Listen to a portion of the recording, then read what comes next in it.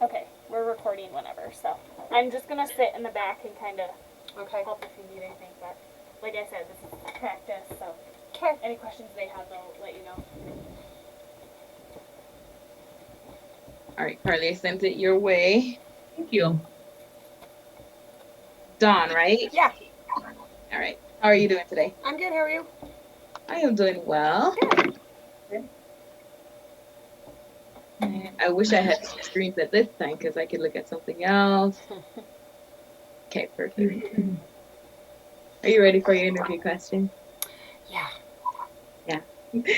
Carly, did you print them out or I did. Thank you. how about you take the lead with this one? Huh?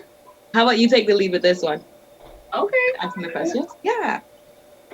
So the questions that we came up with are a combination of things that we think are important to bring up that might be brought up by the raters, as well as questions that come from the book within the clarification notes. So if you ever wanted to look back or, think back on a question, we can kind of give you page numbers or corresponding kind of indicators or something like that. Okay. Let me grab a pen real quick. And then Carly, I'll hop in on some of the questions. Okay. Yeah, thank you. Okay, whenever you're ready, Dawn, just let us know. All right, I'm ready. Okay. So the first question is going to say, what accommodations are there for wheelchairs or disabilities in your building or in your classroom, excuse me? Accommodations for we spacing, I believe, and we do have our entryway. Everything's one level, so that's helpful. Yeah. Okay, you want to talk about your doorways too. So say your doorways Are are wide enough 32 to inches. fit a wheelchair.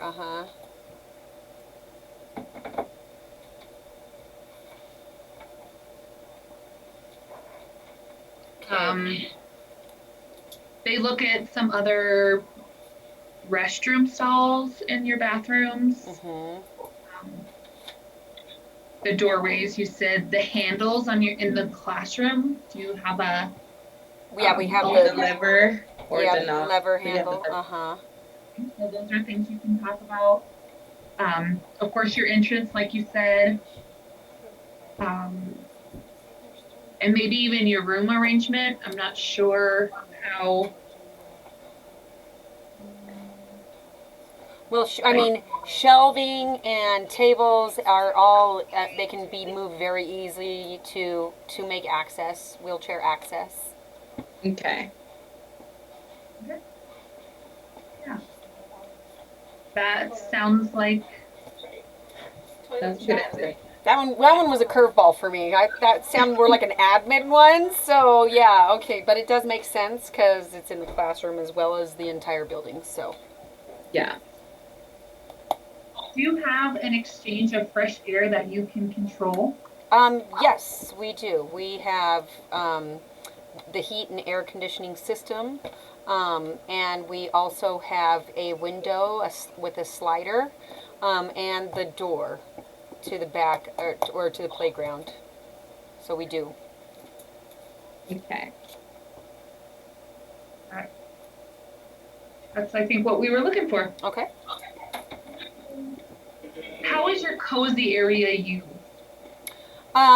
It's got multiple uses. It is an area for children to choose who aren't quite ready to engage socially within the classroom.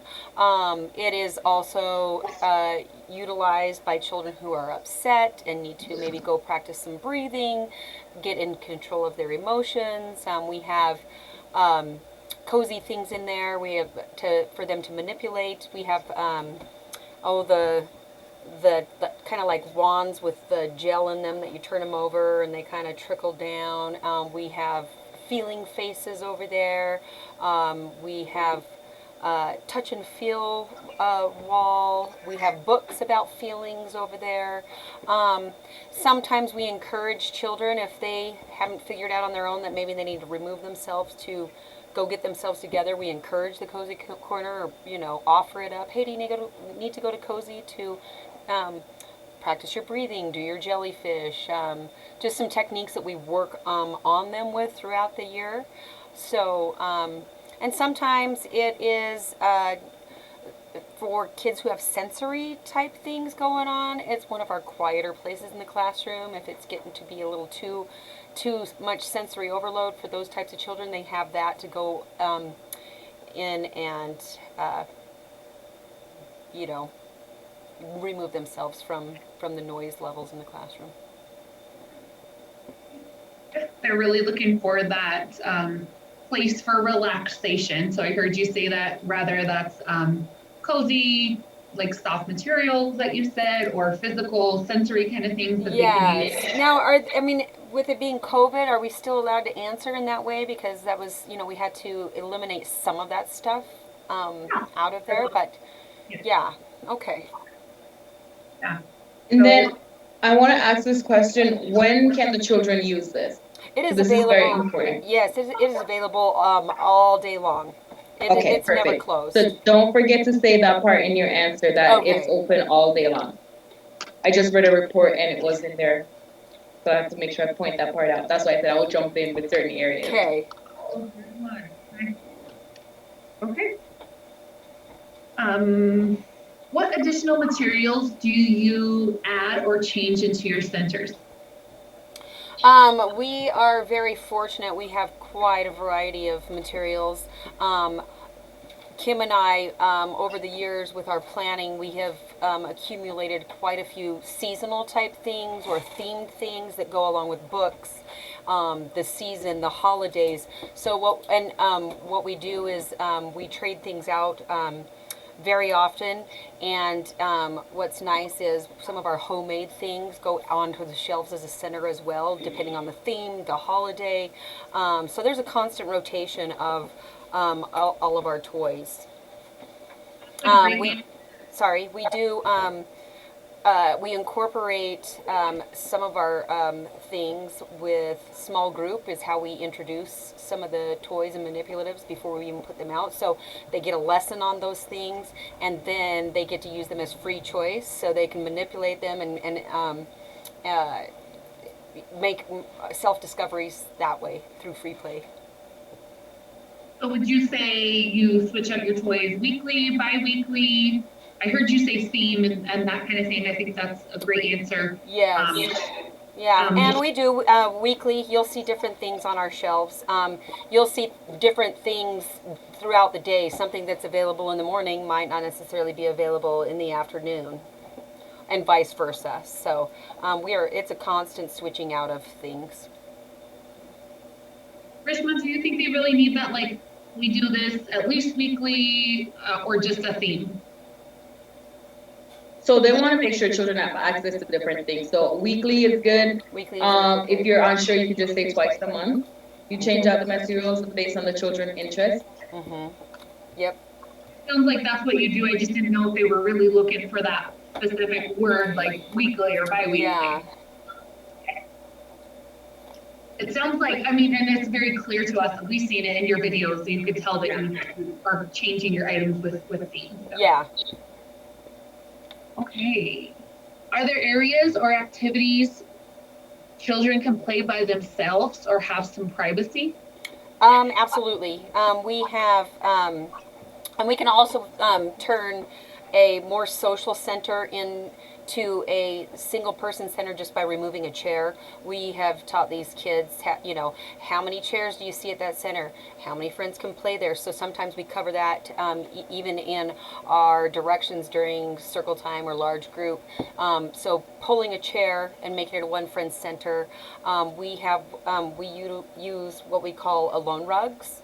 So we educate the children on, sometimes you just don't feel like sharing and you want to play with that toy by yourself, and that's okay, and this is how that is done. So they are able to get the alone rug, put it anywhere they want in the room, get that toy, take it to the Alone Rug, and play with that toy. And it's a visual for the other kids to say, oh, they don't really feel like playing or sharing right now.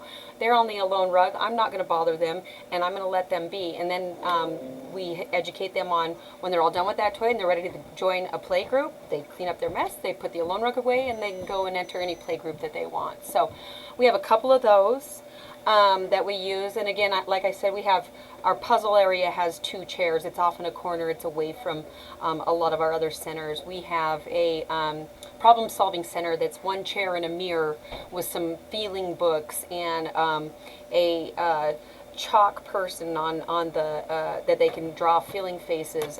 We have a one friend literacy center up in the front of the classroom. We have a chalk wall that could be a 1 or 2 friend center. So we have quite a few single to double friend centers in our classroom. I think that's what that question is aimed, is looking for those specific centers. And tell me a little bit more about your rugs. Are those stationary, or can they move them around the room? Yeah, they can move them around the room. They live in a basket.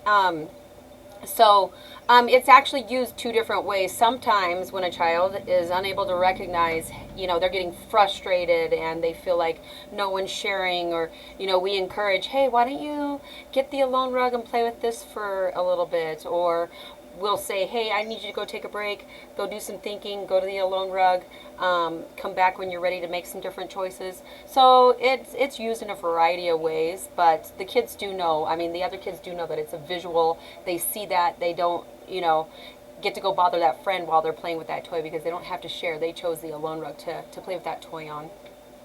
I love your answer, because then it's showing that you have those rules for when children want their alone time. But I also want to ensure that when you're having these the rugs, and they're taking it over wherever they need to go, just ensure that it's undisruptive. So it's going in an area where a child is not taking it and put it in the block area. Yes. Because children are going to go over there. It's an active center. Yeah, absolutely. Okay. Yeah, so with this question is just making sure that that child can have a space by himself that is undisruptive from other kids. But then I love how you state your rules, that the children know once you take this or you see 1 chair there, that means it's for 1 person. So yeah, and so there is no verbal discussion about it between the children. It's the visual kind of speaks for itself. Perfect. Do you ever set up activities for 1 or 2 children away from the rest of the group? Yeah. Give me some examples. Sometimes we will do stuff in our sensory bucket that only allows for 2 children to play comfortably. Sometimes we'll pick up that sensory bucket and move it over into a different area so they can play. We'll set timers. So, often when you put out a new toy, of course, it's going to be the most popular. You've got everybody all the kids just want to hone in on that, and so it turns into a big argument. We use timers a lot. And so when the timer goes off, 2 new friends can play there. We allow time for those children to play there, clean up, and then we pick, going off our attendance board, who goes next. So we also tell the children that, hey, you have 2 friends ahead of you, and then it'll be your turn to go.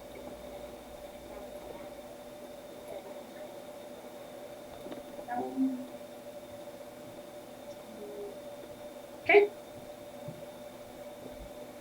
So you remember what your video in your classroom was? Huh? Did you have a theme in your classroom? Right now, the theme in our classroom has been Arctic. I think when we did the video, it was the Arctic animals. It was winter. Currently we did a whole lesson on shadows and Groundhog Day yesterday. We are working on hearts and kind of a Valentine's Day theme. This month is really, we designate it to Dr. Seuss. So after Valentine's Day, it's a whole couple of weeks plus up to Dr. Seuss's birthday, where we do lessons through Dr. Seuss books, rhyming words, and then we celebrate his birthday. And the kids can come dressed up as their favorite Dr. Seuss character. It's something we've been doing for years, and they seem to enjoy it a lot. And then we follow that author study into Eric Carle. We end up doing Eric Carle for almost the entire month of March. So two great authors to educate the children with. Perfect. For this next question, they might ask you for the theme that was captured in your video just to have proof that you'd actually do it. So remember that it was the Arctic theme. Okay. And they might ask you for future ones too, which Okay. the ones you just listed is great. Okay. So the question is there a theme that you're working on now or recently? Do any of the displays relate to your theme or other recent activities? Yes. You get that as soon as you walk into our classroom. Sometimes our door will be part of the theme. Right now, it's got a polar bear on it with a bubble wand in his hand and snowflakes as the bubbles. And then our first bulletin board that when you walk into the classroom, we just had our 100-day of school party, and the kids were encouraged to do 100-day collections at home and bring them in and then share them as show and tell with the class. And so our bulletin board says this is what 100 looks out like, and so we have stapled all the children's different 100-day collections on that board. And then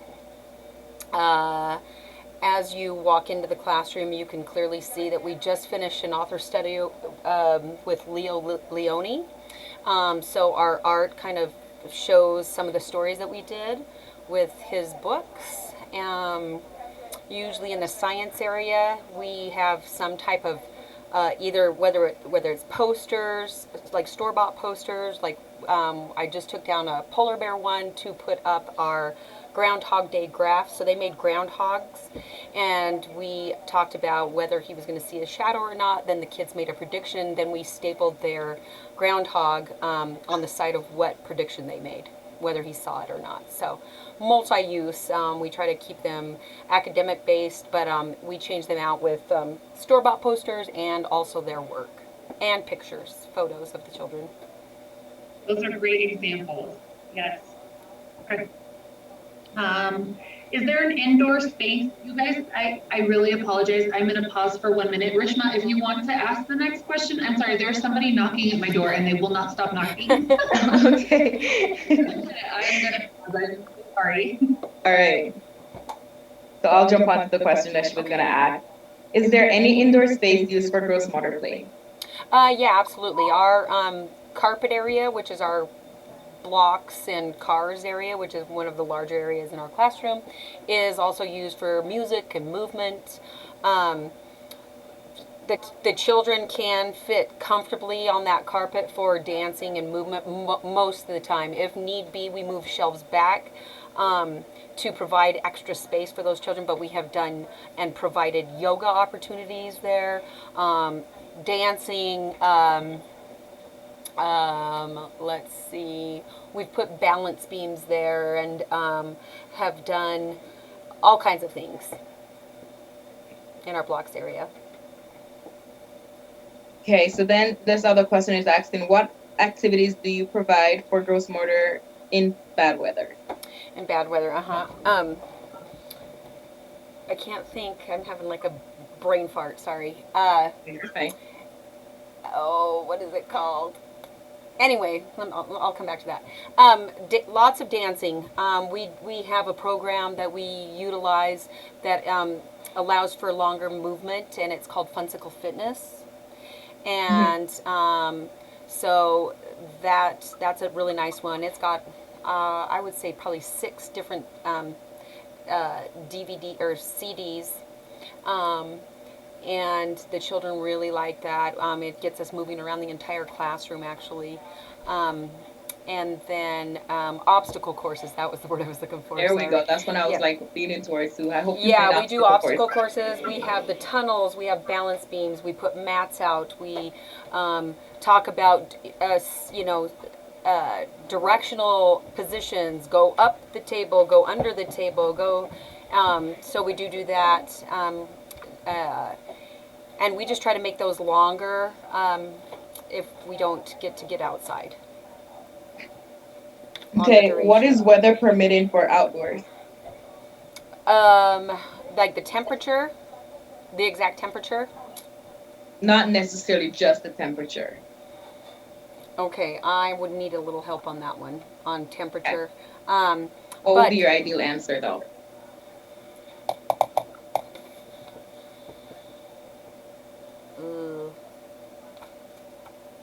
I mean, obviously, if it's thunder and lightning, we don't go outside. Or if it is below 0.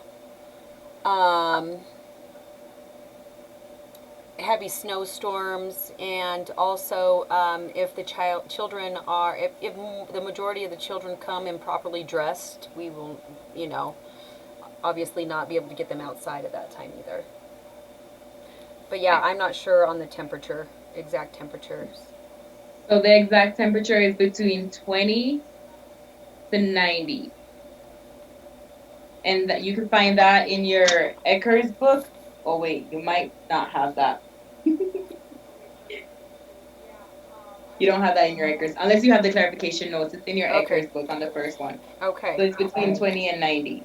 And that's to get where they have to stay in? 20? No, that they be outside. Once it's outside. over 20, they could be outside. If it's over 90, then you want to stay inside. Okay. And then, like you said, if it has a snowstorm or if it's thundering and lightning outside, you don't want them out there. Also, in very low air quality atmospheres, you don't want to take them out there. If you have a lockdown or a shutdown going on, you don't want to take them outside. Or if it's just rained and everything is just saturated to where they go outside, they're going to be soaked. Yeah, unless it's a physical harm that it could happen. Okay. But it's okay if children do a little bit of muddy play in the rain and stuff. Yeah, you just. But if it's something that is going to cost their safety, then you won't go outside. Okay. Thank you. My neighbor, her chickens were in my yard, and so she needed permission to get the chickens out of the. Oh. So thank you for that. Yeah. So let's see. Is there any other gross motor play other than what we have seen? In the classroom or out or both? It could gross be both. motors for your larger, so mostly outside. Okay. One thing I didn't mention, we have a rug, a hopscotch rug. So that's something that we can we put out. We've also blown up balloons and made tennis rackets out of paper plates and popsicle sticks and let them play tennis in our carpet area. And then outside, obviously, you've got the playground, but we've got balls out there. We've got wagons for them to pull. We have a parachute. We have jump ropes. We also, when school is not in session, we have Shelley's lawn, which has like a kind of like a kickball area, so we can play like games like kickball or relay races, that type of thing.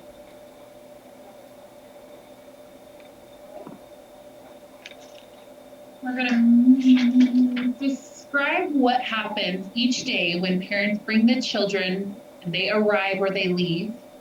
Okay. So as children arrive, well, and I can start before I get there. I get there a little after 7, so 6:30 is when our center is open, and teachers come kind of at a staggered rate. So because I mean not all the kids are dropped off at the same time, obviously, and so I come in and I grab my kiddos from the early preschool room. I usually have 2 to 3. I mean, and they've already been temped and washed their hands once, but when they come over to my side, temp, wash, they get encouraged to wash their hands, where they get told they need to go wash their hands. And let me rewind, I usually say, don't forget to do your preschool jobs, or what are your preschool jobs? And so together we talk about, we wash our hands, we put our shape, which is their name, so it's a literacy piece that we have in place. They find their shape, they put it on the Who's Here Today board, and at that point their preschool jobs are done and they can go free play. So from there, that puts us up to about 7:30, and free play runs from 6:30 until roughly 9:30 when we start our actual preschool day. But in between that is breakfast. So breakfast is served from 7:30 to 8 o'clock. And breakfast is for those kiddos who have not eaten at home or need a little more, or I mean, it's available to every kiddo that is there at the center from 6:30 to 8 o'clock. 8 o'clock is shut off for breakfast. But not every kiddo has to sit down and eat. We encourage it, but they get to decide whether they're hungry or not. And like I said, again, I greet the parents. Right now with COVID, we're asking the parents, how is everybody feeling at home? Just kind of a little bit of a check-in, kind of check in with, sometimes we have kids that come in upset. So do a little loving on them, and maybe sometimes we offer up the cozy corner. Hey, do you need to go to the cozy corner before you're ready to start? That type of thing. Put away their personal belongings, like hanging their coat, all of that good stuff. But yeah, just being really attentive to them and trying to get them set on the right foot to start their day and have a good day at preschool. Okay. So you gave us a really long answer. So I'm trying to go back to the very first thing you said. Okay. Did you say you greet the children and the parents? Greet the children and the parents, yes. Okay. I was like, I don't know if I missed that part, but I want to make sure you say that. I probably lumped it all in one, but yes, the greeting goes out towards the check-in, basically. Hi, how are you doing? Have a good day, Mom and Dad. That type of thing. Do you ask questions like, how was the child's night? Yep, we do that. So make sure you're putting that in there, because we want to hear that part, okay? Okay. Especially if they come in emotional, oh, you check in with the parent, like, oh, we have, is it a Monday? Did rough start to the morning, and then kind of put it on the parent, like, if they're open to talking about it. Maybe they're in a hurry to get to work, so you kind of got to feel out where they're at as well. True. I think that kind of says, like, individualized, that kind of works for that kiddo that day or that parent that day. What about departure? What happens when they leave? Yeah, departure, and that is a part of the day where I'm not typically there, but the ones that I do see, it's usually touch base with how their day is gone. I usually try to give them like a personal, like, hey, they did this really well today, or listen to this funny story, or just try to personalize it with the parent. Check in about some of the not so easy things as well if they've had a rough day, and try to give it to them straightforward. Just personalize it. You have any big plans this evening? That type of thing. Just try to keep that rapport with the parents. Sometimes if time allows, I'll show them like maybe the piece of work that we did that day, the project. Hey, you got to take a look at how well they did this or that. And sometimes parents come into the classroom a little overwhelmed by things on the wall, so sometimes it's nice to point out some of their personal work, because I think that maybe they don't sometimes get that when they walk in and out of the classroom unless it's pointed out to them. Yeah. Nicely said. What do you do if a child has a food allergy or family have dietary restriction? Yes, so we have a list with actual photographs that is in our teacher area, covered up obviously for privacy purposes, but with their allergies, along with our emergency contact book, that information is in there and highlighted and tagged. Those families also have a personal relationship with our cook, so they're touching base with our cook as well as us. We will accommodate different parts of the meal. Say they're allergic to one part of the meal that we're having that day. Either Lachey will make something that doesn't have whatever it is that they're allergic to in it, or the parents will provide something, and then they get the other, say the fruit and the vegetable that we are serving. So we definitely accommodate. We try to meet those families' needs. We have our medicine cabinet, obviously, if we have children that have EpiPens. Like we just had our nurse practitioner come in to make sure that all of that was good to go. Yeah. Rishma, do you usually ask about a sub? Is that what I've heard before? Yeah. A substitute were coming to your classroom, how would they know that child has an allergy? Yes. Dietary restriction. Again, we're all pretty good at like communicating that, and having our cook be a part of that. There's many people in the center that, you know, if one teacher's out, another teacher can be like, hey, so-and-so has a food allergy. Like I said, in our teacher area, we have a list of kids who have food allergies along with their photograph. It's in our emergency contact book. So just constant communication and everybody being on the same page with that is what would help that substitute out. Okay, that's great. I appreciate the pictures. That's a great touch. Yeah.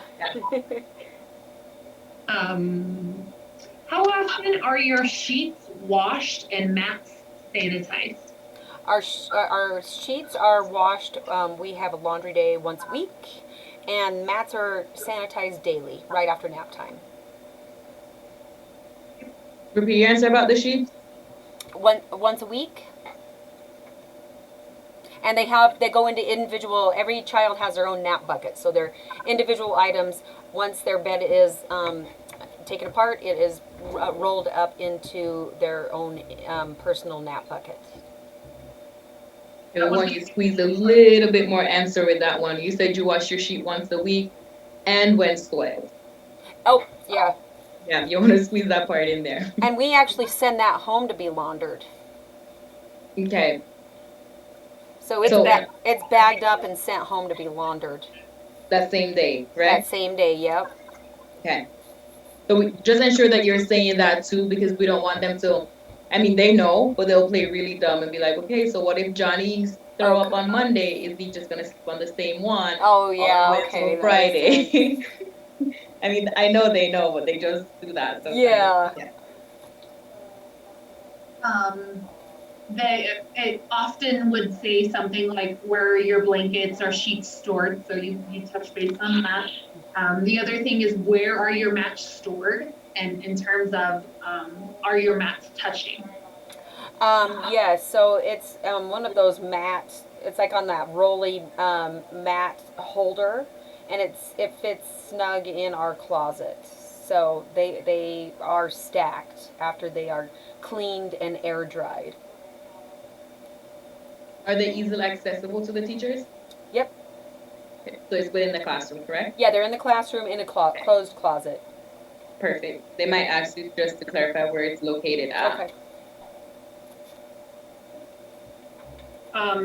Yeah, the next question is where do you place the mats?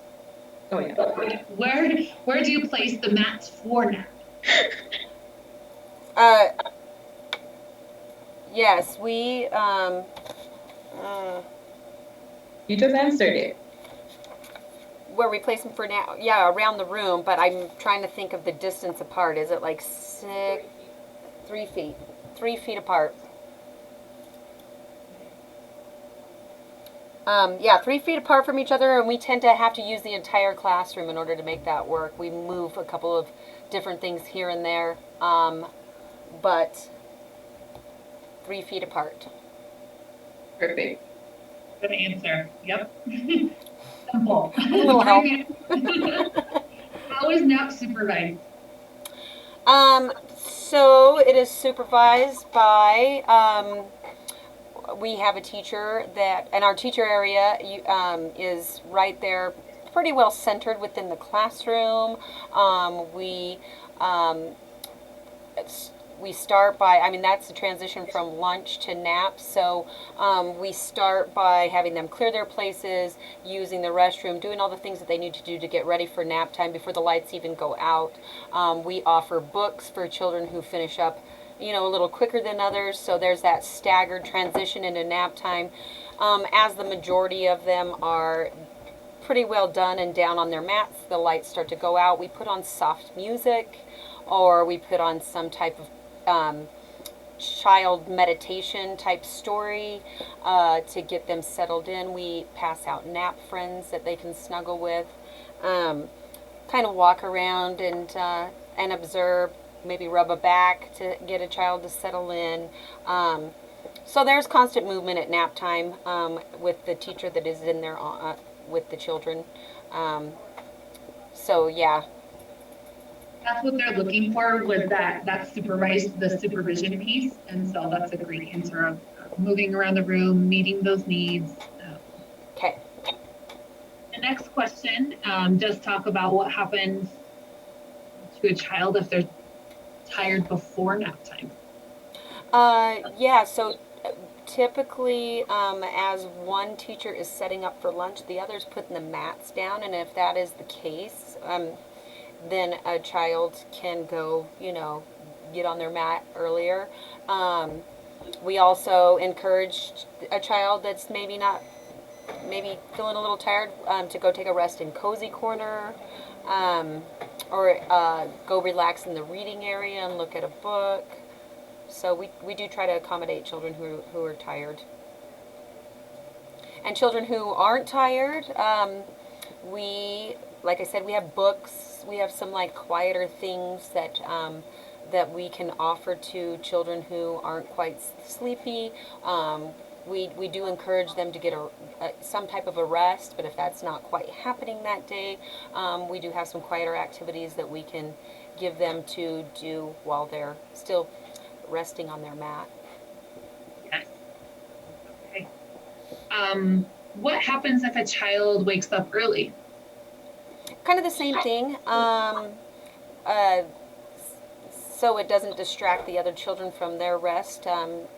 Give them some books or some quieter things to do. We can bring those over to the teacher table, and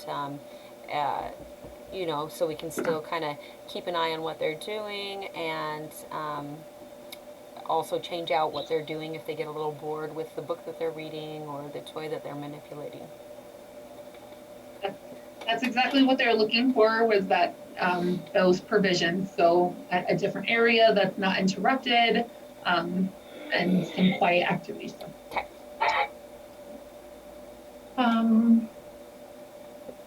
How often does staff get TB tests? How often are staff supposed to get TB I tests? saw that in there the other day, and I was like, that was when I was going to ask about when they get lockjaw. This is throwing me a curveball, guys. Yeah, this one I'm kind of, I don't know. They might act, they might not act. So but the classroom teachers are expected to know this? They have to get one before they get into the childcare, right? I mean, yeah, which for you would have been 12 years ago? 15 years ago. Yeah, that's probably why I don't remember. Yeah. Well, TB tests are every 3 years, right? 2, 3? We honestly don't know the answer for that one. So if you don't know, how are we supposed to know that? I did ask this morning, but I never got a response. I think she thought I was being crazy by asking. Because none of us have the answer to this, we're going to get asked it. Right. No, because there is a possibility that they might ask or they couldn't. Okay. So is this this would be a licensing thing though, right? For licensing, that's how often it's It would required? have to be on file and stuff. So yeah. So I can ask our licensing specialist. I want to say, hold on, let me ask the question again so she knows I'm serious. So in the clarification notes, Rishma, it says, are your staff required to take a TB test? And how often? I know, that's the same thing. How often are they required to? So the way that it words, to me, it doesn't sound like it's a... What is this? What is this under? Number 13.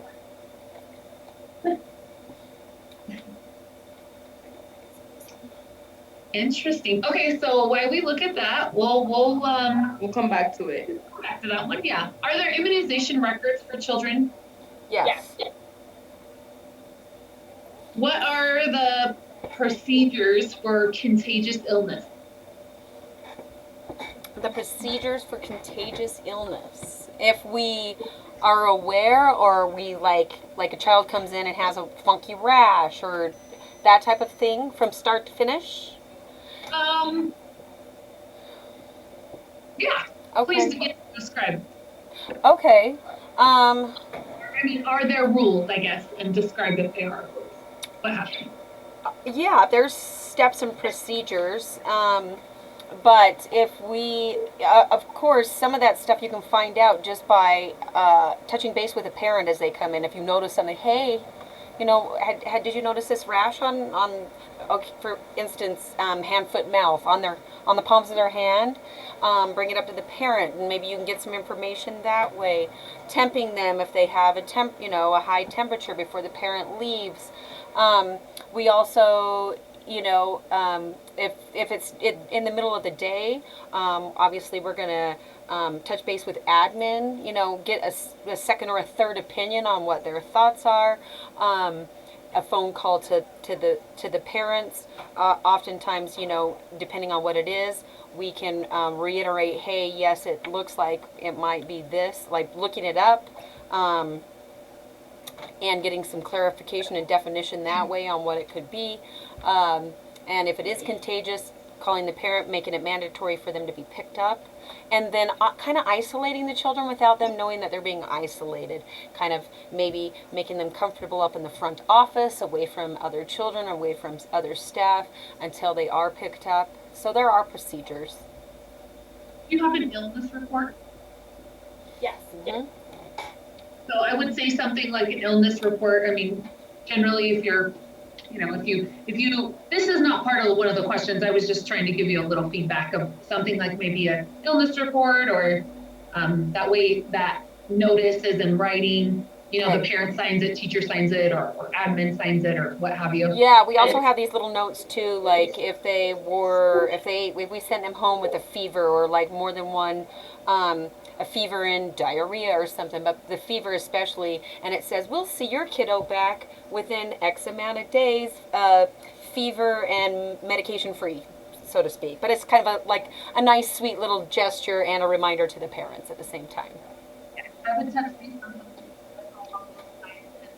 what if a parent came back and said, hey, yep, I took Johnny to the doctor and they said it's strep throat or something? Oh, go ahead, Rishma.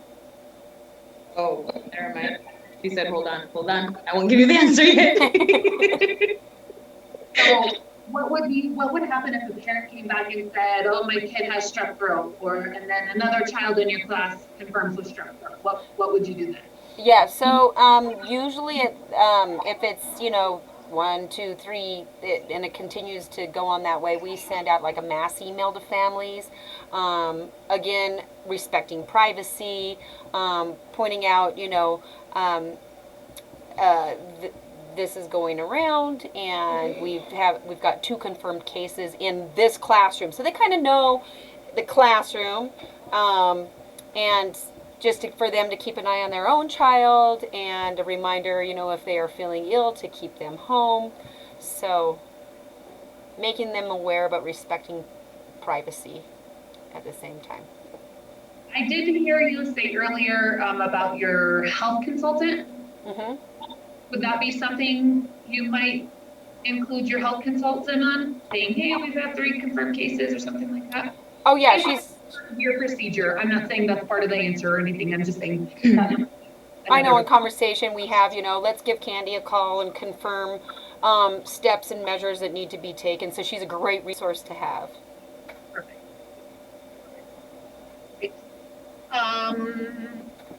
Do you guys brush teeth in your program? No. It's one of the questions, but we'll skip it because you don't brush teeth. Okay. Do you have access to a phone? What was that? Go ahead. Okay, so she said it's annually, but they're not requiring it anymore. So if they do ask you this question, it's annually. Annually, okay. For the TB? Yes. Okay. Okay. It's just not a thing anymore. Yeah, they're not requiring it anymore, so that will change. Okay. I told you thought I was crazy this morning because I asked after yesterday. Kindly, I did ask. And then ignored that one and replied to something else. And then I just forgot. Back in the day, but it's a long time since I've had one. Okay. Okay. Sorry. Access to phone and emergency numbers. Yes. Each classroom has a phone, and we have an emergency contact book with all the children's information in that book, with numbers, several numbers actually, that are provided in that by parents in that first initial paperwork. Are there substitutes available for emergencies? Yes. And where is your first aid kit? First aid kit is over by our back door. So in the classroom? In the classroom by the back door. It's easily accessible, like for, it's a grab and go for fire drills. It's right there. We grab it. It's in a backpack. It's with our like when we take a field trip. It's all right in that one spot. What about outside? Outside, we have. Sorry, in terms of first aid kit, outside phone. Okay. Oh yeah. Like I said, ours is right there on the by the door that leads to the playground. We do have mailboxes that prevent things from getting weathered out there, but we have Kleenex and wipes, and they're nothing like first aid like. But I guess that would be something to consider to put in there if we needed to, where teachers only have access to it, but it's right there on the playground.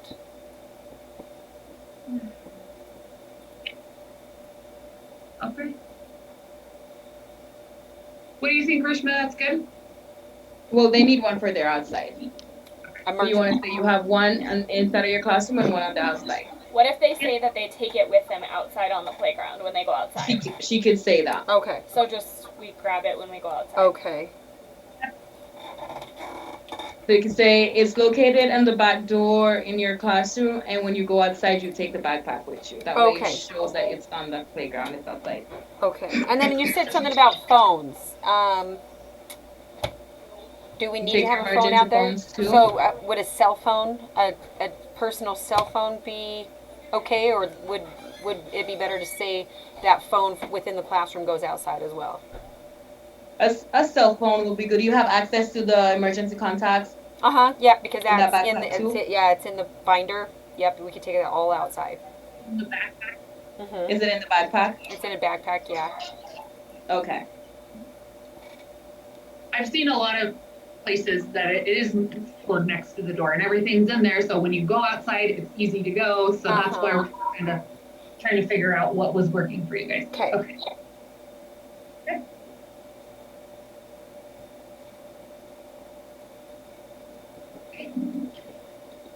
How often do you read or other receptive language activities with your children? We read multiple times a day in various settings. In our large group, we read. In some of our small groups, we read. Sometimes we will reread the same things. We have a library or a reading area. We also have a listening center. When children bring books up to us during free play and say, "Can you read this to me?" We absolutely will. So there's multiple opportunities for that.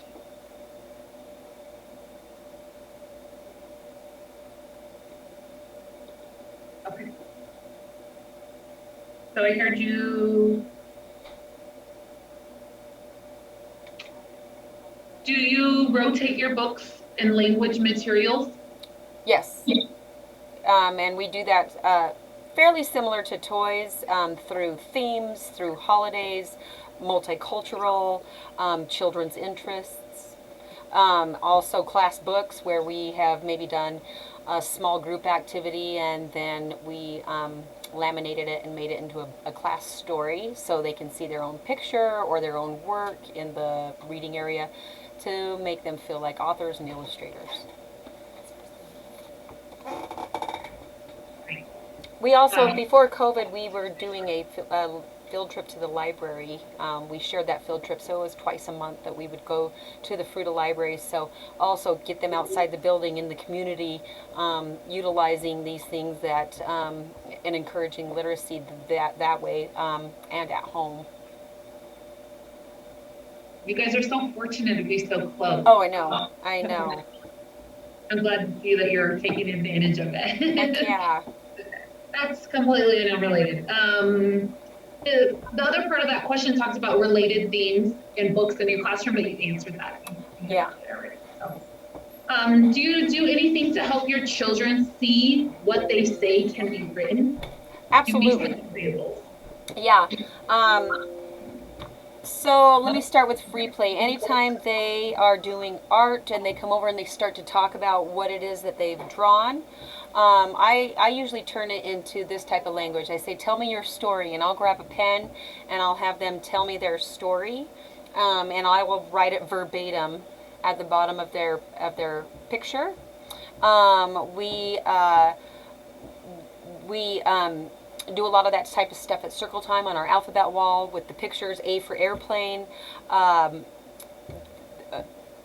Gosh, there's that all kinds of that opportunity in our labels. Just the labels on the shelves. They see the picture of the toy and the word in English and Spanish on both the bucket and the shelf. They can make those connections that way as well. Good example. Do you rotate your fine motor materials, and how often? Absolutely. Yeah, we rotate them probably once a week. And again, based on theme, children's interests, all of that. How often are three-dimensional materials used for art? Quite often, sometimes in teacher-led art activities, but it's also available all the time in our free art area. We have a bucket in there right now with pom-poms and straws, and we just did a project with styrofoam where they could glue and put the Chanel things in there and poke and glue and color on and stick stuff on there. Anything we have left over in those types of projects, we put it on the free art table so then they can do it themselves.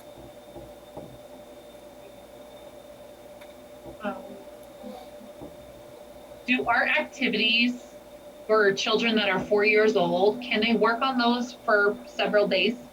Absolutely. We have a drying rack in different areas in the classroom where we can tell them, I'm going to put this here, and where they have opportunity to go back to it. We also do lots of lessons, especially during our month of Eric Carle with process art. So we will start things, and it'll take several days or even weeks to finish it. How often do you provide music activities? Daily. How often do you use some type of movement or dance activity? At least daily, but sometimes twice a day.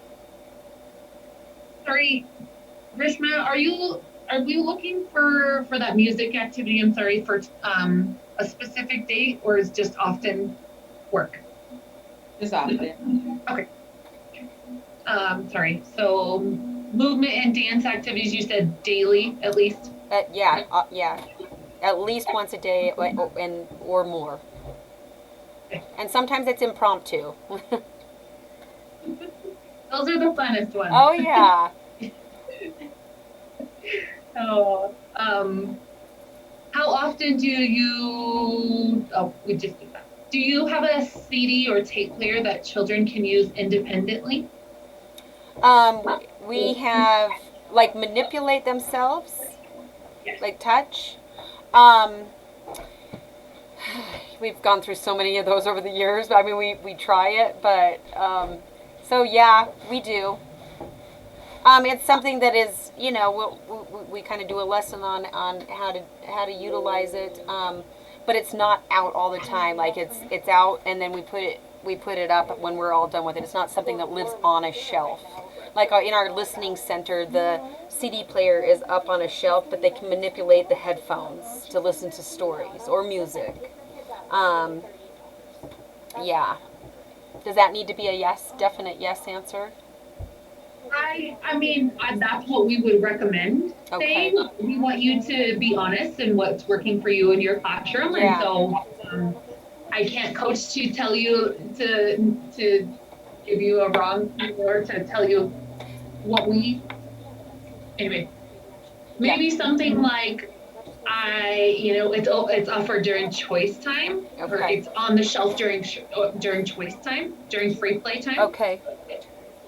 I mean, it's not too far from the truth. We actually have 3 CD players in our classroom. One's attached, so it's not accessible to children. But we have one in our listening center, and we have one that's like free to use however we'd like. So it is definitely not too far from the truth. Have we talked about this, Preschool? That's what I was thinking. Like, you see the confusion on my face. Like, did we put that in a video or something? I'm trying to remember. Did you guys put It was in the video. I think Kirk, he videoed like all 3 areas where we had, or at least 2, the listening center and then the other extra CD player that we have. And we also have like a Bluetooth speaker that we take outside. As far as the children manipulating that, though, we haven't probably in a long time. Like I said, Maybe we've gone it was through the other several of program, them. Carly. We do look at that independent to get credit for it. It has to be independently able to use. Okay. Accessible for that much of the day. So that accessible piece and that independent piece is Okay. Okay. But if it doesn't work for you guys, then that's fine. Okay. Is music available in free play as well as a group activity? Yes. And that was displayed in the video too. We have it on a table, a big basket of instruments, and we also have books about instruments in our music area. Do you ever extend children's understanding of music? Yeah, we have had guest speakers come in. We have, like I said, when we were going to the library, they would do those types of programs in the summertime, and they would have people from the symphony come and do a whole music lesson, or local artists. So we've had those opportunities in the past. We will watch educational videos sometimes. Listen to different types of music, talk about how that music makes you feel, fast, slow. I think that works. Yeah. Okay. Yeah, I love that you guys have people come in and talk about it. Yeah. Miss all that. I haven't had that in a while, just with COVID and everything, but. Yeah. So you do have what opportunities are there for children to do music in their own way? With it being offered, with the center being offered during free play, they are free to put on a parade or march around or do whatever that instrument makes them feel like doing. So there is definitely opportunity. Sometimes we'll put on music in the background and give them the instruments and kind of see what they come up with. That's what they're looking for, is that creativity. Yeah. Okay. Creativity is encouraged. Way to go. Okay. What do children have the opportunity to play with blocks outdoors? Yes, we have large waffle blocks. Sometimes we'll take certain blocks outside and offer them up, but we have blocks that are outside that are kind of designated to our outside area.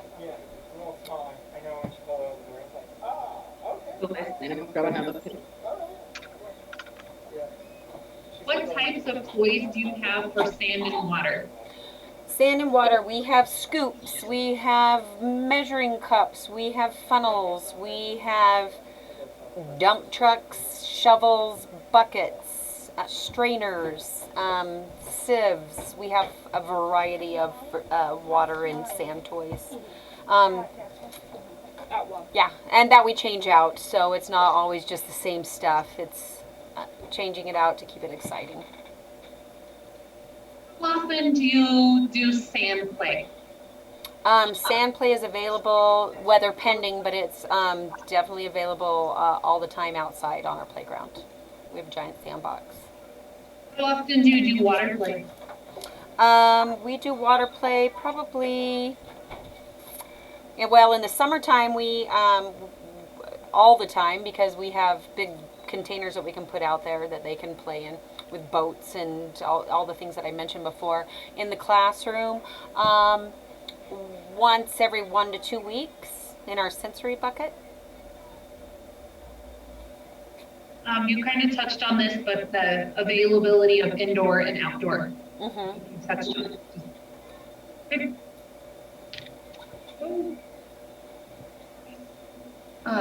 They do take that consideration of weather permitting. So. Okay, good.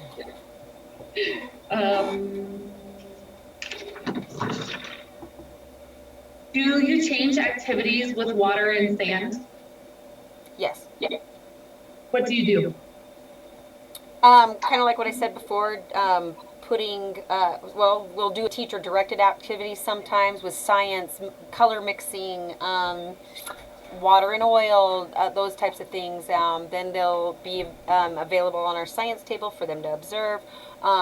Putting those types of things in different areas, our sensory bucket or a container on the table, using it as sand as a literacy piece with letters where they can trace their letters or trace their name in sand, again, inside and outside, so they get a variety of ways of manipulating and utilizing sand and water.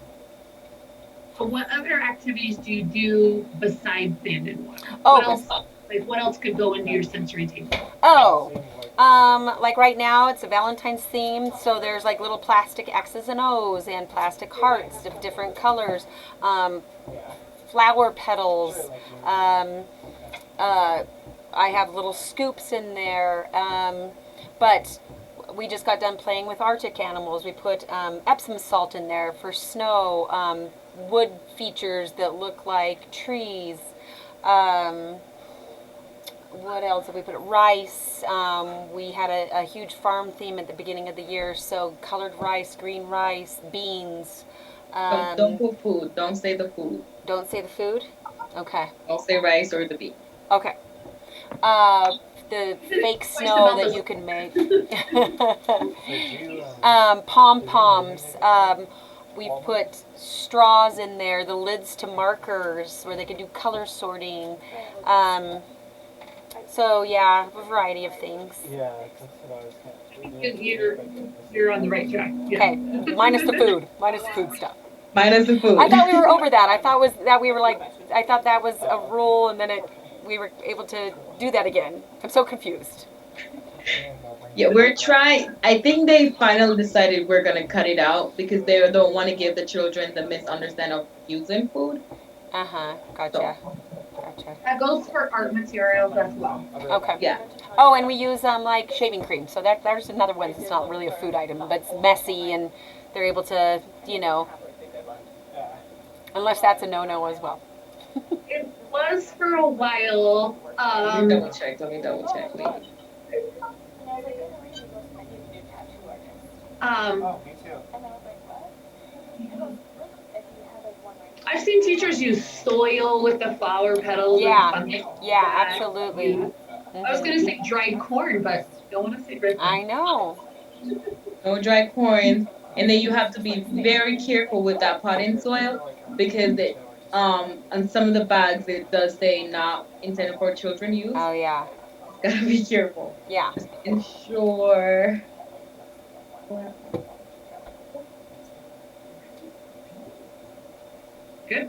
Good points. I'm not seeing foam on here too, so it might, or the shaving cream, might not be appropriate. Okay, I can mention all kinds of other things without mentioning that. That'd be, yeah. Perfect. We've done like rocks, pebbles. I mean, not small pebbles, or the glass ones that go in jars when you're like, you know, doing like a flower display. It's those clear, flat glass rocks that are they're smooth. And you can buy them in red and white and blue and green. Pony beads. Yeah.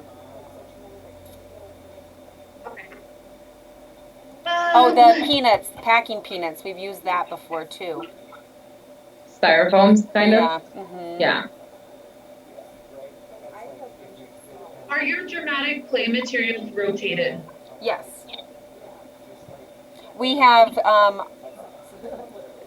basically the basic dramatic play stuff in there all the time, and then we add themed type things in there. Like right now, it's a split between basic housekeeping, babies, and dress up items, and the kitchen and food. We also have Arctic animals in there, and based on our theme that we just finished up, but was on the video. But it is changed out often. You have the two things together. Uh-huh. Is there anything you do to extend the children's dramatic play outdoors? Excuse me. Yeah.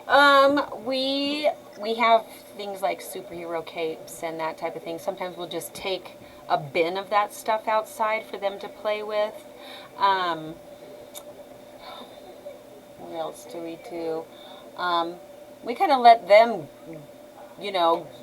guide that. They'll come up and tell us, hey, I'm so-and-so and he's so-and-so and we're doing this, and we'll encourage that, or jump in and be like, well, what can I be? And that type of thing. But yeah. Do you have specific items for your outdoor dramatic play? We have a kitchen in our sandbox area. We have cups and dishes and that type of thing to go along with it. I think I mixed those two up, so sorry. So one question was talking about the outdoor play, and the other question is about extending that dramatic play. Okay. So I think you answered both of them, but I was not clear. I apologize. Okay, yeah, no worries. Okay. Can children bring natural objects to share with others or add to collections? Yeah, we encourage that through our show and tell. Very gently at the beginning of the year, we send out a thing explaining how we'd like to see show and tell go to our families, and we discourage toys and we encourage things from nature, something that they've made, collections, a photograph. So we do encourage that, and then the child is able to come and share that with the friends, and then if they are up for it, we can put those items in a center, or put them in charge and have them be the teacher of that center for the day, and call friends over to explore what they brought in just a little bit more. Can you give me some examples of nature and science activities in addition to what we have seen? Yes, we'll go on nature walks. We've given the kids nature bracelets, which is taped onto their wrist with the sticky side out, so whatever they're, and we talk about, like, you don't want to pick up Band-Aids or anything gross, but like leaves and sticks, and then we'll go back to the classroom and we'll talk about, what did you get on your nature bracelet? What did you collect? In our science area, we have baskets, so more that natural feel in our science area that holds rocks and geodes. We have pine cones in there. We will do things like, we just did a whole lesson with yesterday being Groundhog Day, with shadows, and turned the lights off, and we had a flashlight, and so we did that. So always encouraging nature in various ways. How often do you do those types of activities? As often as possible. Once a week, twice a week? Let me see. Well, since our science area is open during free play every single day, I would say 5 days a week. Awesome. Do you use any nature and science books, videos, or CDs with the children? Yes. We have allowed the children to watch things like the Magic School Bus. Sometimes we can find Magic School Bus episodes that are related to the themes that we have going on. We through songs, you can find songs about science, teaching them songs. We did a lesson on outer space, and you can find songs that teach them the planets. Oh, what else? So basically, my answer is yes. Okay. Okay. What about books? Tell me some more about some books, science and nature books. There's a big basket of books on our science shelf that are anywheres from the National Geographic Kid version magazines. There are books about weather in there and animals, and so you got a variety of those books in there. We also read those books to go along with a science activity or a theme at our large group or our story time. You'll find them available in our listening and our reading area as well. And then maybe something like about how old you might switch those out. Yeah. Again, by season, by theme. We do a whole unit on weather, the type of animals we're learning about, Arctic, zoo, safari, that type of thing, bugs. Oh yeah, lots of bugs. Yeah. I love bugs. Okay, give me some examples. Can you give me some examples of math activities you do with children? Yeah, well, like I said, we just finished. We had our 100-day party. So we would do counting by ones every single day, what day it was for school. Then we would make bundles of 10 and they would watch me move the bundle of 10 into the tens place until we got to 100. We do number recognition every single day with our circle time. We have number magnets on our magnet wall. We will let's see, what else do we do? A lot of our manipulatives, puzzles that link the number to the amount. One of our jobs is the line leader. So the line leader counts the friends when we come into the classroom. So they're getting that practice every single day. The super palette, our circle time, is the one that counts the friends at the carpet. We're encouraging their counting. They also are practicing writing that number on the board while the other children are observing their peer doing those things. And they all get that opportunity throughout the year, several times throughout the year.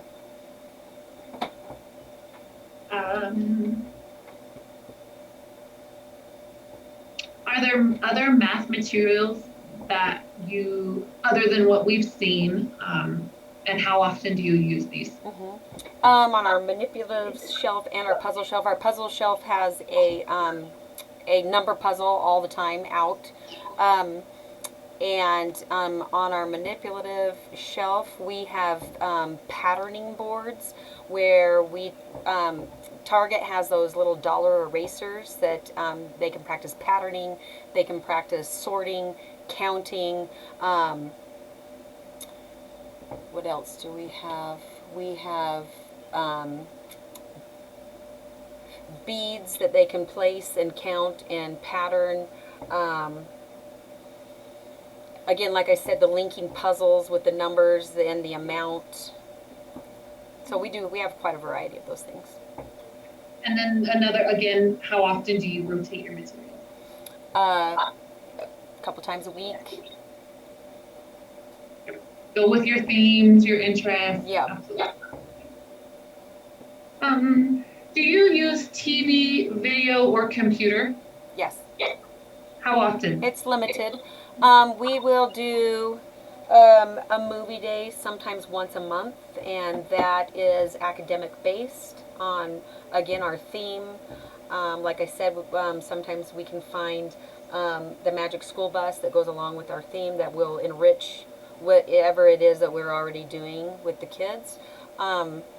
We have an iPad that we use that we'll look up on, for example, let's see, we just did a thing on penguins, and so we pulled up a live feed from one of the zoos and put it on our science table so the kids can watch the penguins in their zoo habitat.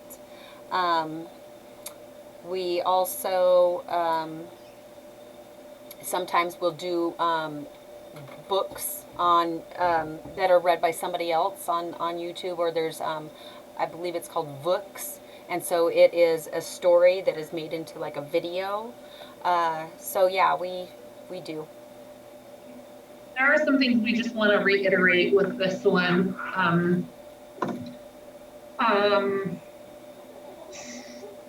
I think the things that you're saying are appropriate. Your books that are videos, those kind of things. You're pulling up live feeds. They go with your theme. Those are all great uses of technology. We do look at the amount of time that children are allowed to use or have access to those TVs, computers, videos. So for full day programs, and correct me if I'm wrong here, Rishma, is limited to 20 minutes daily. Oh yeah, we're like definitely way under that. And then when so say the penguin feed, I think is super fun. That's great. But there's a teacher next to that child with the iPad or the tablet or whatever it is.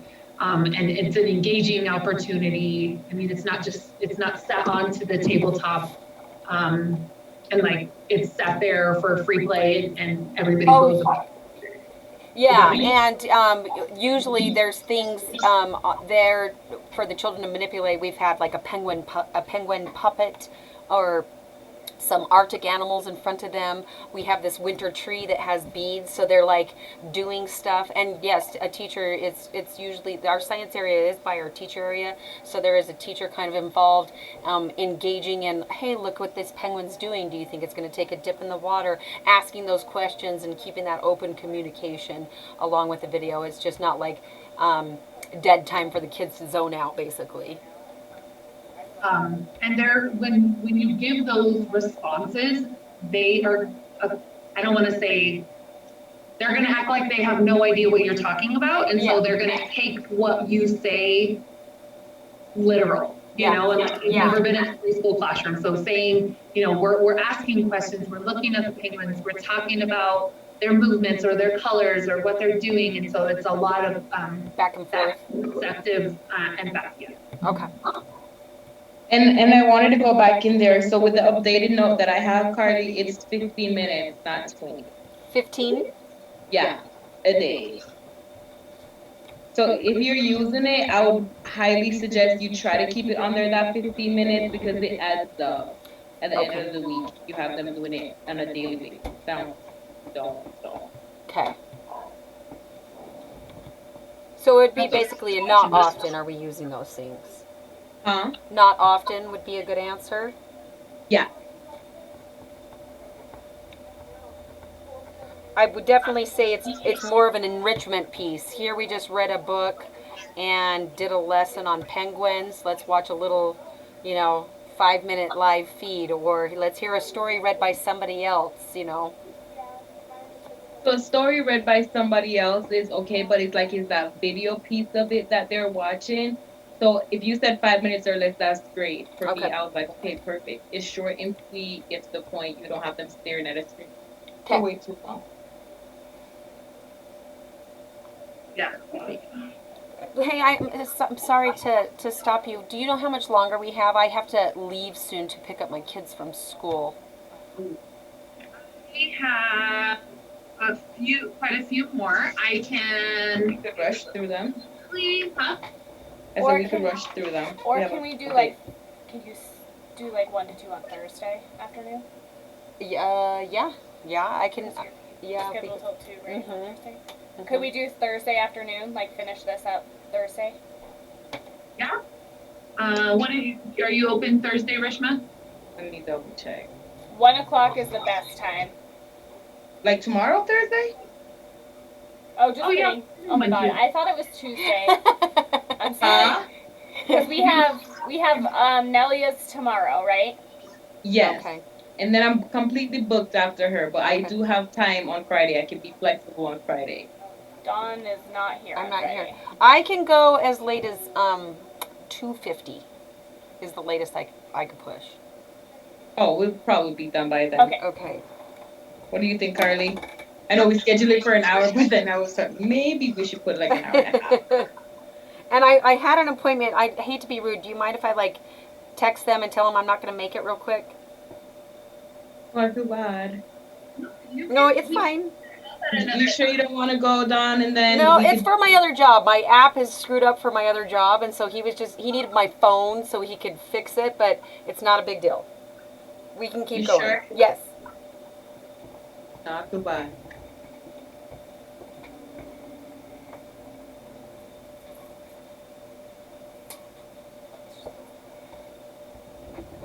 Actually, it's really just like one more page, huh? Because we kind of went through all of those different activity, TV, computer games. Yeah. Okay, you got me. You got me till 2:50. It's no big deal. Don't worry about it. Hey, I do want to say some things though that they will ask. I don't think we came across the diapering procedure. Is every child in your classroom potty trained? Yes, they are. And if you were supposed to have an accident, do you know how to properly do a disinfect and all of that stuff? Yes, because well, in our classroom too, we encourage um, and promote independence. So Uh-huh. we are available for a child who has an accident. But we mostly have them do it themselves because we don't have like a diapering table or anything like that. And they have their change of clothes in their cubby bucket. We get all those things for them. We get the bag to put all of their soiled clothing in, and we kind of oversee it, but they are kind of in charge of changing themselves at that point. Okay. And then what would that procedure look like?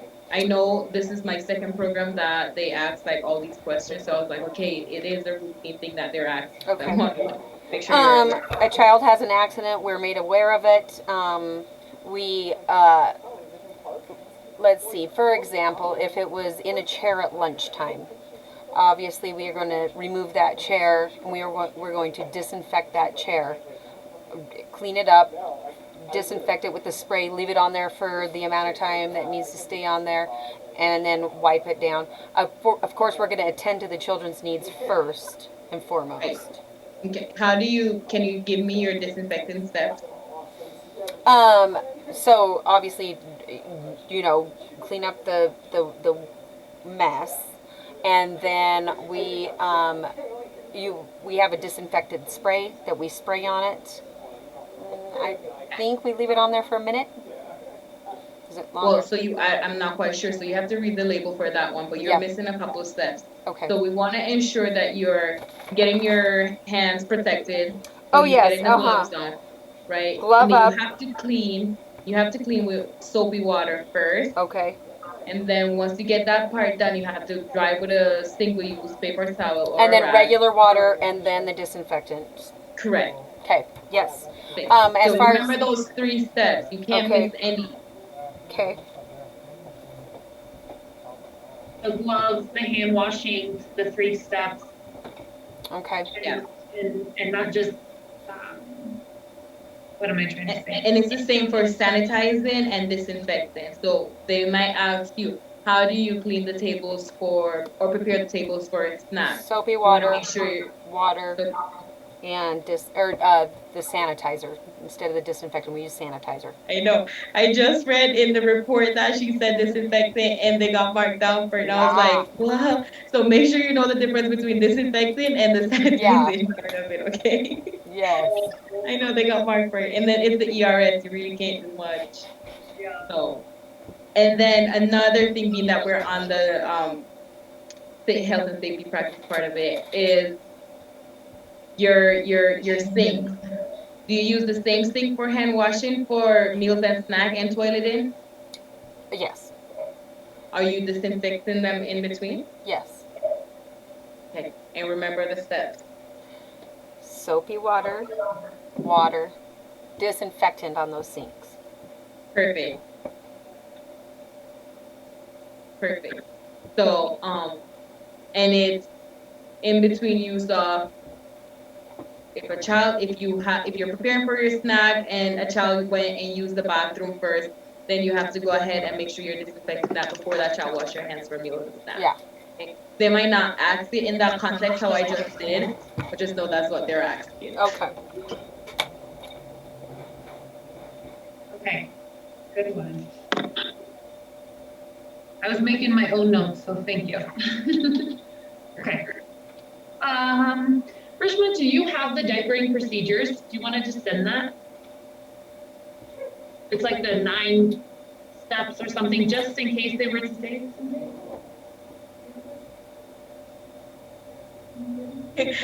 I know I have one, but I'm not sure if I have it electronically. I know I have a hard copy and it's at the office, but I can search for one.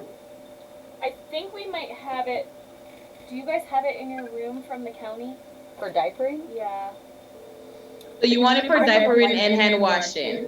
Because they might ask you about hand washing too. Okay. Since we don't do the diapering, we still need to have that in our classroom. Just in case an accident happened, they might ask you how would you take care of that. Okay.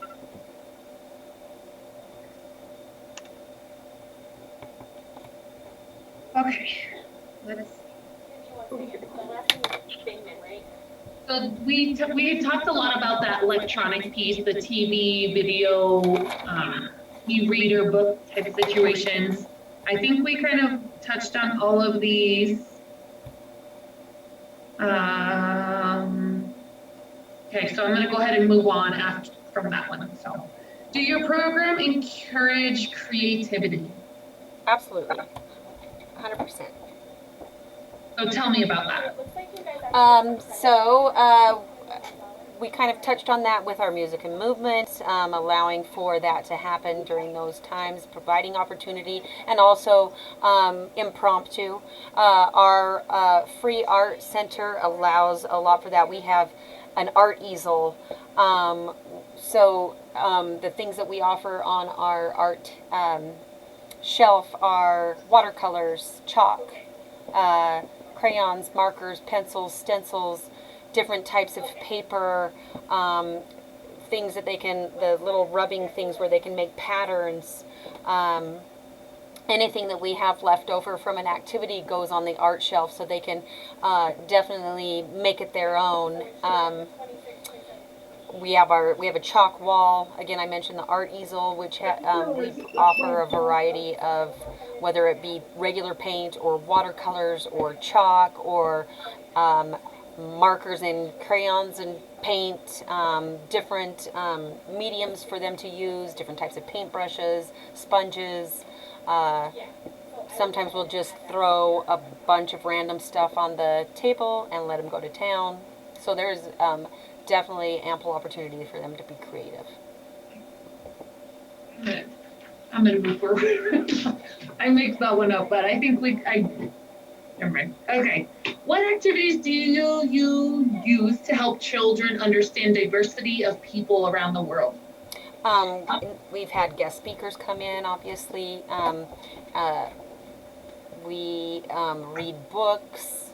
We put on puppet shows with some of our multicultural puppets. We have the kids look in the mirror. We talk about, describe yourself. We do self-portraits. We do family portraits. We talk about that with other children in the classroom, or allow them to do some peer discussions with each other. My dad's tall, my dad's short. I have long hair. My sister has short hair. Oh, what else do we do? Think about your books, your pictures, materials, props, music, that kind of thing. Music from different cultures. We sing the days of the week in English and Spanish. Various things that are in our dramatic play area, things that they can dress up in. Ethnic foods, Ethnic routine, food, yeah. inclusion, yeah. Yes. Okay. What are those 5 I'm looking for? So we talk about, I had it written down, I apologize. What am I trying to say? So we look at race,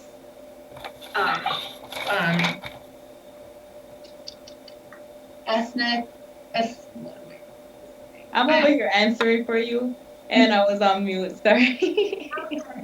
race, culture, Gender. gender.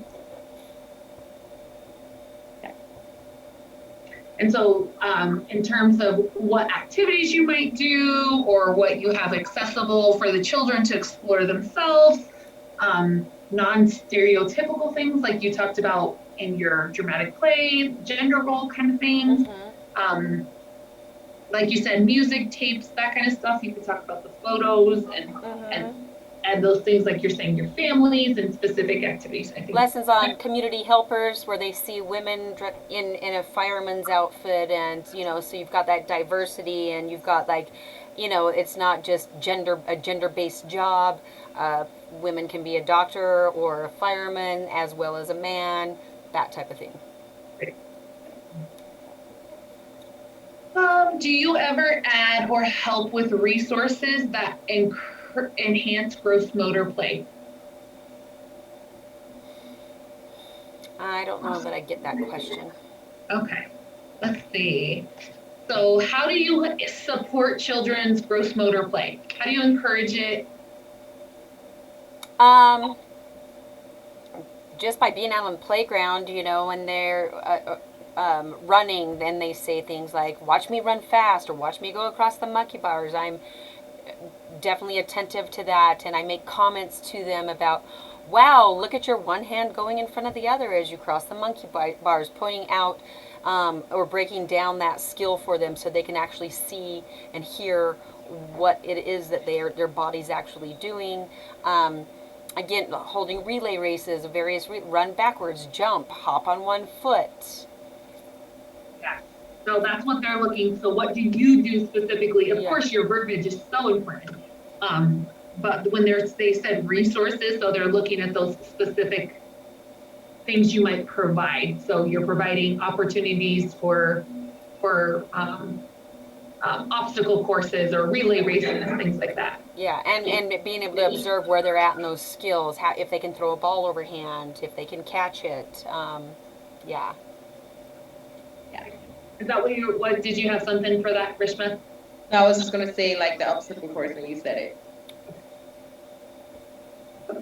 Do you ever find it necessary to use discipline? Well, we practice love and logic, and so we we redirect. We give the kids problem-solving tools. We teach them a technique called Tucker the Turtle, where if they get upset, they tuck in their shell and count to 3 when they come out, ready to solve a problem with their words, using safe hands. Again, back to the alone rug. Hey, you look really, really mad and upset. Maybe go do some thinking on the alone rug. Or you look like you might not feel like sharing that toy. Why don't you go take it over to the alone rug and play for a little while, giving them language. Our problem-solving center, having them look in the mirror when they're feeling a certain way, drawing it. So yeah, a variety of ways. Yeah, so that goes into our next question of like what methods do you use? So you've got that. We do Absolutely. breathing techniques, counting to three. Love and Logic promotes finding a key word, which I use uh-oh, and usually whoever is maybe doing something they're not supposed to perks up, and so that's all you typically have to say to get their attention. Uh-oh, and then that handles the redirect most of the time in and of its own. Visual cues, lights, sometimes lights, timers. Yeah. What activities do you use to help children get along with one another?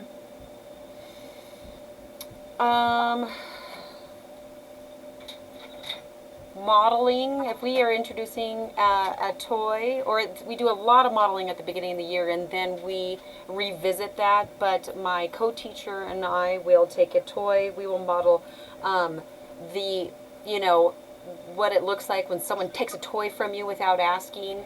We'll model what the one child or what the one person feels like by pretend crying, and we'll show them the incorrect way, and then we will teach them how to do it the right way, tapping and asking, look at that friend's face, do they look like that makes them happy, are they more willing to share? Then we all practice that together.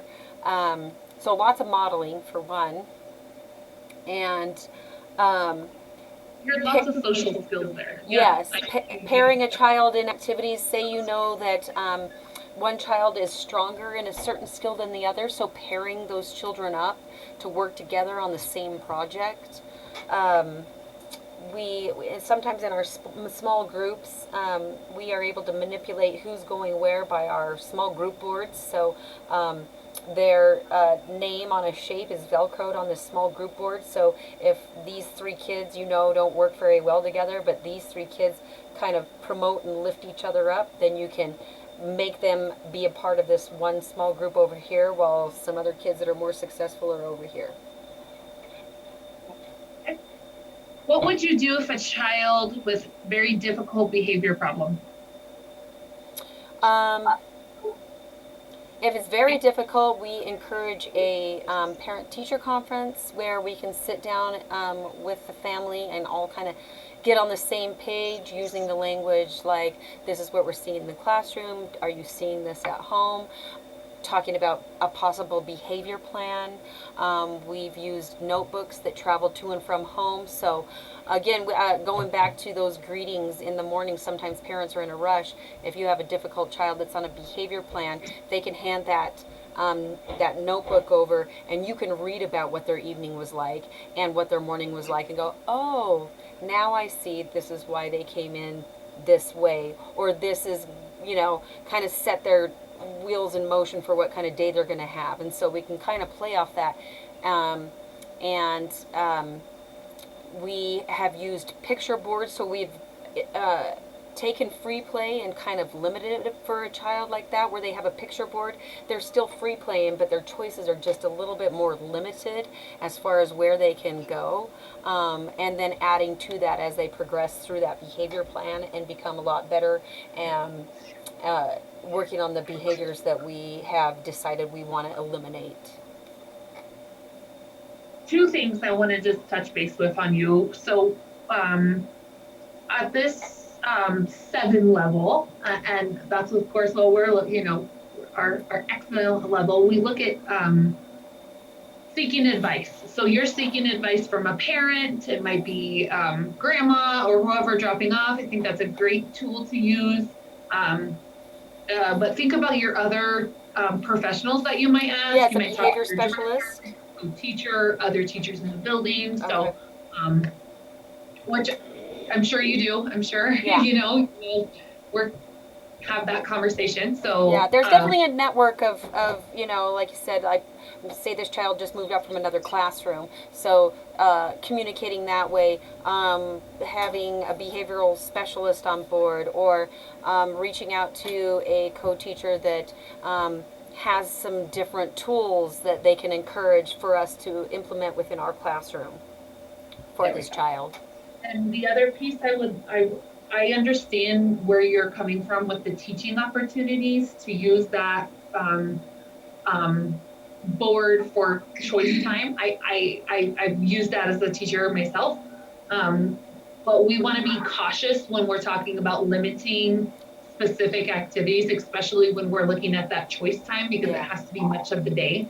So I would just watch how you word that. Okay. I would encourage to stay away from the limiting or access type things, or maybe a strong encourage or support, or give some other ways to word things. Yeah, okay. Does that make sense?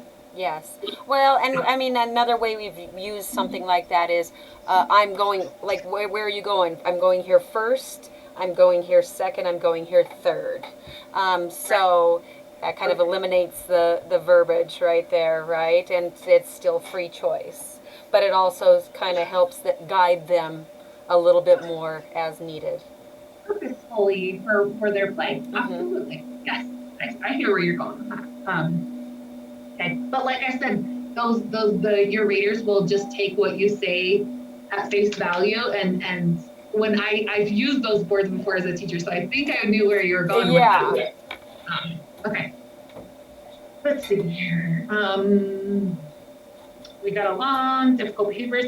Do you provide opportunities for children to work together to complete a task or a project? Yes. Give me some example. Let's see. We will put 2 sets of paint or paintbrushes at the art easel with 1 piece of paper and allow them to work on an art piece together, being in earshot, listening to the back and forth conversations that they have. Sometimes we will play a bingo game as a small group, but we'll pair 2 children up with 1 game board to play together. Again, sometimes that is for our benefit, as far as taking a child who is a little stronger in that visual discrimination area and pair them up with a child who needs a little more help. So they're working together to achieve the same goal. Well said. Yes. Yeah. Where you go with that. Yeah. Okay. We just have a few more here. Do you have information by professionals who work with child, and how is it used? So do you have information provided by professionals working with children? How is it? Like specialists that come in and work with specific kids, speech therapists? Yeah. Yes. And we have had specialists come in and give us specific tools to implement within our day, not only to work with that specific child, but to work with the entire class, so this child doesn't feel like they're being singled out. Sometimes they'll write little notes, and before they give them to the parents, they'll share those notes about where that child's at or what they worked on for the day. Some of those picture boards I've talked to you about have been brought in by these specialists for specific kiddos' needs. So yes, definitely. Yeah. Can you describe a special activity or modification, including the use of adaptive equipment that you might have used? Yes, we have. We just did a lesson today with half a heart, and the child with a small fold in it learned how to fold their paper, make that crease flat, and then cut out the half a heart to make a whole heart. I have a child who has never used scissors before, so we have the loop scissors where it's easier to manipulate than to put your thumb and your fingers in there. We have pencils, the chunky pencils versus the smaller pencils. We have just a variety. Good. Those are great. Yep. Yep. Okay. I'm sorry, I was trying to keep to your 250. I'm not trying to hurry you. Oh, no, you're fine. You're fine. Are your parents involved in goal setting? Absolutely, yes. Mm-hmm. We use Class Dojo. We put information and we encourage comments from parents or even just individual. We always encourage, even that's where we get some of our guest speakers and stuff for enrichment. But when we do parent-teacher conferences, again, with the language, if you're seeing this at home and we're seeing this at school, what are some things that work for you at home that we could put into the classroom? So that's what we're looking for, that parent-teacher combination. Okay. Okay. Where do intervention services take place? So if that speech therapist is coming in to visit Johnny, Yes. where does intervention take place? Sometimes in the classroom, and sometimes it's a pull-out method where they take the child out into the hallway to do one-on-one work with this child. It's within the center. Within the center, okay. This is the last one. How do staff contribute to assessments and IEPs? I guess I should have started with, do you have any special needs kids in your classroom? Yes. Who are on IEPs? So we attend IEP meetings. We are part of that process. We have pamphlets at the beginning of that process to hand to parents for child find, where they can make those phone calls and get that ball rolling. So we are definitely a part of that whole process. So before an IEP happens, do you have some contributing information that you provide prior to the IEP meeting? Sometimes we use the portfolios that we create throughout the year. Our portfolios consist of sample work, pictures of the children doing various things in each academic area. Again, like I said, work samples, assessments, so we can provide all of that. What we're looking for. What do you, of course you bring your verbal, but you also could produce assessments. Yes. or documentation of pieces. Yeah. Okay. That was all we have. Woohoo! Awesome. How do you feel? Still nervous, but I mean, I'll go back and review all this stuff. I'm a little bit wordy, and I just like when I'm on the spot, it's like things don't come to me very quickly, and I'm like searching for like words, and simple things don't even come to me. So that makes me nervous, but I mean, and like you said, they're looking for specifics. They will play dumb, and so, yeah. Sometimes it's like I have to loop all the way around something before I can get to the exact thing that they're looking for. And then that's something that I wanted to I could tell that you were a little bit nervous because then you gave some really long answers, which I could have hopped in and asked a lot more questions. We don't want them to have you in there for an hour and a half or 2 hours. Yeah. Because then that's room for like so much questions. I know. Right? Yeah. You just want to give them the shortest answer that relates to exactly what they're asking. So then you're like, okay, you're done with this. And if there's something that is really lacking and they need to ask that again, then they can go ahead and ask that. But when you say certain things and give them too much information, then you open the door for them for to another tap question. into something else. Yeah. Okay. But you did. Otherwise, you did really good. Okay. You don't have to be nervous. Just think of it when you're doing the interview. I like to tell teachers, just think of it as if a parent comes in and don't know what your program is all about. Like they want to know like specific what is going on here and there, and you just tell them. Okay. In the sweetest way as possible. Like, hey, I'm just telling them about my classroom and what I do on a daily basis. Yeah. Okay. So, yeah. And just so you, in your book, in each subcategory, well, not in each, but most of them have questions at the end. Okay, and I have been going over some of those too. Yeah. Cool. Yeah. 90%. And you're welcome. Like, I forgot when your original interview is, but you're welcome to go and just like write down these answers on a paper. So, this comes up, you say, oh yeah, this is right here. Let me answer this one. Okay. So you're welcome to do that. Good to know. Yeah, thanks. Thanks, ladies. You're welcome. Those questions are direct. They have like the indicator number. So they're going to say 7.1. So you can go right back and see exactly what answer they're looking for. Okay. What they're looking for with the so. Perfect. A little cheat sheet. Right. Yes, absolutely. And thank you for staying a little extra. Yeah, absolutely. I'm sorry I had to like interrupt and do all that, but Perfect. my kids are at Cap Rock, and that's in Junction, and I'm here in Fruta, so it takes me a little bit of time to get there. Yeah. Well, have a good day. You as well. Thank you. Bye. All right, Cardi, Hey. I have to hop off over and go to the next meeting that I have here set up. Nancy. Yeah. Oh, there we go. So I'll we're see you gonna later. schedule the Okay. meeting for Bye.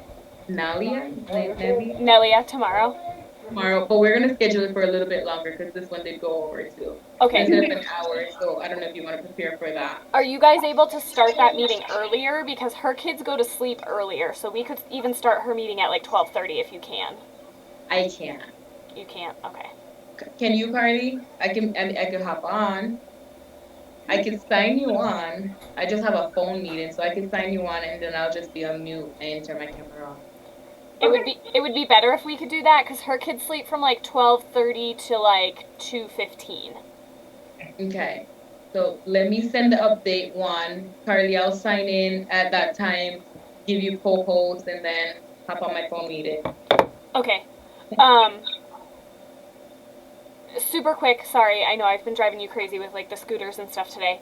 You're fine. So we have a bunch of other materials. Do we have to have like scooters or bikes? You don't have to, as long as you're getting 7 to 9 different skills out there. Okay, because like we have our big structure, so that's climbing, sliding, we have monkey bars. I found we have jump ropes, we have balls, we have bats, we have like a tee for T-ball, we have a parachute, we have I'm trying to think what else we have. We don't have like anything that they can like ride on, but we don't have a ton of space for that. Right. So the reason why I was thinking like you want to get something for them to ride on, because then you could get that pedaling and steering into it. And then when you send me the scooters, I was like, yeah, you could get some. Okay, You said we 10, might I was still like, get what? some of, well, because I thought we had to have it for half. Or at least half. Yeah. Yeah, but I didn't want you to get like 10 scooters. You could have got like 5 scooters, maybe 5 trikes if you could. Well, and that's what we were looking at, but the trikes were more expensive and smaller for like the children, so sorry. Gotcha. Okay, cool. Well, that sounds good. I'll see you guys tomorrow. We'll do 12:30. Okay. Yes. Okay, awesome. Thank you. All right. If you have any questions, you can text. Discovery Kids Learning Center, this is Nancy.